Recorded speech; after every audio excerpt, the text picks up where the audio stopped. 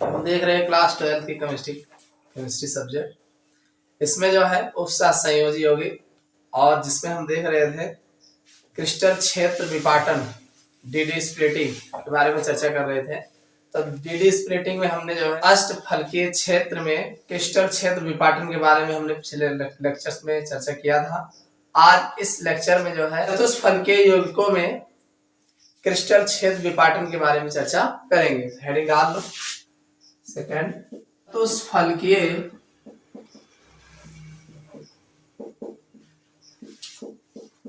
यौगिकों में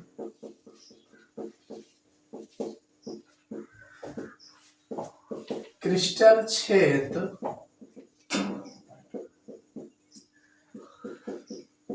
विपाटन crystal field splitting intrahedral field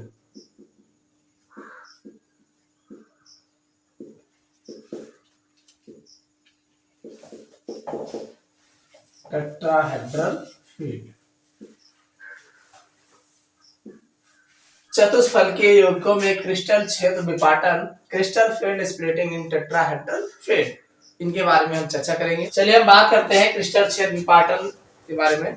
इसमें जो है अगला हमने दिया है चतुष्फलकीय यौगिकों में क्रिस्टल क्षेत्र विपाटन, यानी इससे पहले हमने आपको अष्टफलकीय वाला देखा था। तो यहाँ पे चतुष्फलकीय यौगिकों में क्रिस्टल क्षेत्र विपाटन है crystal field splitting in tetrahedral field में। तो अब चतुष्फलकीय क्षेत्र में ये जो है T2, वहां पे T2G लिखा जाता था। इसमें एक चीज ध्यान रखना, जी नहीं लिखना। चतुष्फलकीय वाले में जी नहीं लिखना। तो T2 हो जाएगा समूह की ऊर्जा ई समूह से अधिक। इसमें T2 की ऊर्जा जो होती है वो ई समूह से अधिक होती है। ठीक है, इसको ध्यान रखिएगा। कुल मिलाकर उससे अपोजिट है और जी नहीं लगाना। तो ये आपका D orbital in free ions, यानी डी ऑर्बिटल की अगर हम बात करेंगे यहाँ पे, तो ये केवल वैसे फ्री है। अब जैसे इसकी एनर्जी थोड़ा से बढ़ेगी तो average energy of D orbital in A symmetrical crystal field, थोड़ा ये ऊपर उठेगा, और ऊपर उठने के बाद जैसे ही जाएगा ये दो पार्ट में डिवाइड हो जाएगा। ये डी ऑर्बिटल जो है दो पार्ट में डिवाइड हो जाएगा, एक T2 में और एक E में। अब यहाँ पे उसमें क्या था, Eg की एनर्जी ज्यादा थी, अष्टफलकीय वाले में Eg की एनर्जी ज्यादा थी, दो वाला ऊपर था। अब की वाला क्या हुआ कि T2 की एनर्जी ज्यादा है, ये ऊपर हो गया और ये जो है नीचे आ गया। अब देखिए ये इसका मीडियम है, मध्यमान है, बीचों बीच है। इससे प्लस 0.4 डेल्टा टी एनर्जी पाया तो ये ऊपर उठ गया, और ये जो है माइनस 0.6 डेल्टा टी पाया तो थोड़ा नीचे आ गया। ठीक, और इन दोनों की एनर्जी की अगर बात करें टोटल एनर्जी, तो डेल्टा टी का मान अष्टफलकीय वालों से अधिक होता है। समझ में आ गया? यानी अष्टफलकीय वालों से एनर्जी का मान अगर देखोगे तो इसकी एनर्जी का मान ज्यादा होता है। चलो आगे देखते हैं। लिखा है स्प्लिटिंग इन ए टेट्राहेड्रल क्रिस्टल फील्ड। ये टेट्राहेड्रल क्रिस्टल फील्ड का स्प्लिटिंग है। स्प्लिटिंग मतलब थोड़ा बिखरना ही स्प्लिटिंग कहलाता है। ठीक, आगे है कि कोई भी डी कक्षक अक्षों पर नहीं है। अक्षों मतलब जो डॉटेड रेखा है, यहाँ पे कोनो नहीं है ना, एक नीचे चला गया है, ऊपर चला गया। तो कोई भी डी कक्षक अक्षों पर नहीं है, फिर भी T2 समूह लिगेंड की दिशा के निकट है। अगर देखा जाए तो ये T2 वाला समूह लिगेंड के अक्ष के थोड़ा निकट है, थोड़ा नजदीक है। आगे दिया आता है इनकी ऊर्जा उच्च होती है और इसकी ऊर्जा जो है हाई होती है। हाई है तब ऊपर आ है, नहीं नीचे वाला चला गया होता है, ये ऊपर चला गया होते। जी का ऊर्जा हाई रहे वो ऊपर रहे, जी का ऊर्जा लो रहे वो नीचे रहे। समझ में आया कि नहीं? तो आगे दिया है डेल्टा टी का मान अष्टफलकीय क्षेत्र में विपरीत तथा कम होता है। यही चीज अष्टफलकीय में अगर बात करोगे डेल्टा टी का मान, तो पहली बात तो विपरीत होता है, यह के उल्टा रहा था वो और कम रहा था। समझ में आ गया? ये का चाहो तो टी के बजाय जी भी लिख सका था, लेकिन स्पष्ट दिया गया कि जी नहीं लिखा जाता, एक में लगा। ठीक, आगे दिया विपरीत तथा कम होता है। इसके दो कारण काहे का कम हुआ था, इसका कोई रीजन होगा। तो पहला रीजन दिया गया है कि चतुष्फलकीय क्षेत्र में केवल 4 लिगेंड होते हैं। अरे चतुष्फलकीय तो 4 लिगेंड तो होगा, लिगेंड 4 होते हैं, जबकि अष्टफलकीय क्षेत्र में 6 लिगेंड होते हैं। एक कारण तो ये होगा, तो यही लिए कि एनर्जी ज्यादा हो तो एनर्जी कम होता है।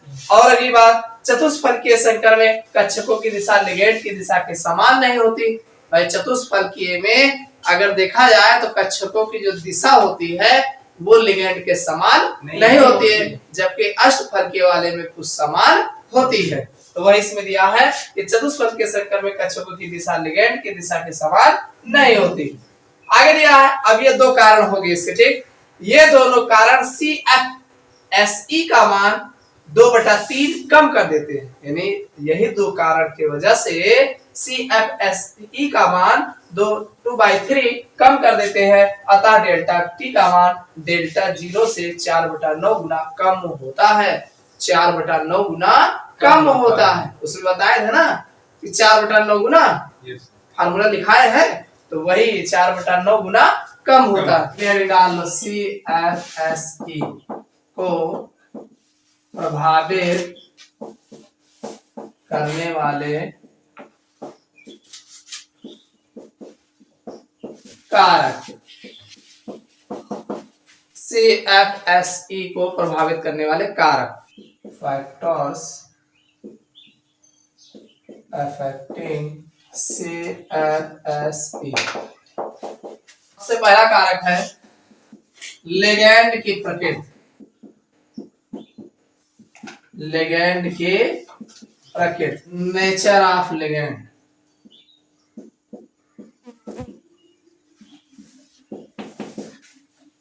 सबसे पहला कारक है लिगेंड की प्रकृति। अब लिगेंड कैसा है, प्रबल क्षेत्र लिगेंड है कि दुर्बल क्षेत्र लिगेंड है, इस पर भी CFSE जो है प्रभावित होते हैं। डेल्टा का मान लिगेंड की प्रकृति पर निर्भर करता है। डेल्टा का मान, डेल्टा वही डेल्टा T जो लिख रहे हो, तो डेल्टा का मान लिगेंड की प्रकृति पर निर्भर करता है। वह लिगेंड जिनकी उपस्थिति में CFSE का मान कम होता है, CFSE का मान कम होता है, तो दुर्बल क्षेत्र लिगेंड होगा। अरे कम होगा तो दुर्बल होगा, तो दुर्बल क्षेत्र लिगेंड होगा। और अगर जबकि जिसकी उपस्थिति में CFSE का मान उच्च होगा, ज्यादा होगा, तो प्रबल क्षेत्र लिगेंड होगा। समझ में आया कि नहीं? तो ये जो है CFSE को प्रभावित करते हैं लिगेंड की उपस्थिति में। तो जैसा लिगेंड होगा, लिगेंड की प्रकृति होगी, वैसे ही CFSE को प्रभावित करते हैं। जैसे अगर बात करें दुर्बल क्षेत्र लिगेंड की, दुर्बल ज्यादा है, दुर्बल क्षेत्र लिगेंड दिया है IBrCl। अगर इसमें आप बात करोगे I से अधिक Br का होगा, फिर इससे ज्यादा Cl का होगा, इससे ज्यादा सल्फर का होगा, एंड फिर N3F का होगा, फिर यूरिया, सबसे ज्यादा यूरिया का होगा। तो इस तरीके से दुर्बल क्षेत्र लिगेंड है। ऐसे यहाँ पे है OH negative charge, oxalate, O2 negative charge, H2O, EDTA, PI, ये सब दुर्बल लिगेंड के घटते हुए बढ़ते हुए क्रम। अब अगर इसमें हम बात करें प्रबल क्षेत्र लिगेंड की, प्रबल क्षेत्र लिगेंड, तो ये सामान्यतः जो है, सामान्यतः दाता परमाणु पर निर्भर करते हैं, पर निर्भर करते हैं। ये ज्यादातर जो है दाता परमाणु किस प्रकार से है, ये उसके ऊपर निर्भर करते हैं। ये इस तरीके से दाता परमाणु पर निर्भर करते हैं। यानी कार्बन दाता पे सबसे ज्यादा होगा, और फिर नाइट्रोजन दाता पे उससे कम होगा, ऑक्सीजन दाता पे उससे कम होगा, और हाइड्रोजन दाता पे सबसे कम। ये दुर्बल क्षेत्र में जैसे जो ज्यादा भारी होगा, जैसे यहाँ पे देखो फ्लोरीन लिखा है, F है, Cl है, Br है, I है, तो F वाले का सबसे ज्यादा होगा। दुर्बल वाले में F वाले का ज्यादा होगा, क्योंकि ये ऊपर होता है। फ्लोरीन, क्लोरीन, ब्रोमीन, आयोडीन एक ही ग्रुप में शब्द है, तो ऊपर होगा, तो इसका ज्यादा होगा। I सबसे नीचे है, सबसे कम, तो इससे सबसे कम होगा, ऐसे घटता चला जाएगा। उसके आगे यूरिया लिखा है, उससे भी ज्यादा यूरिया का होता है।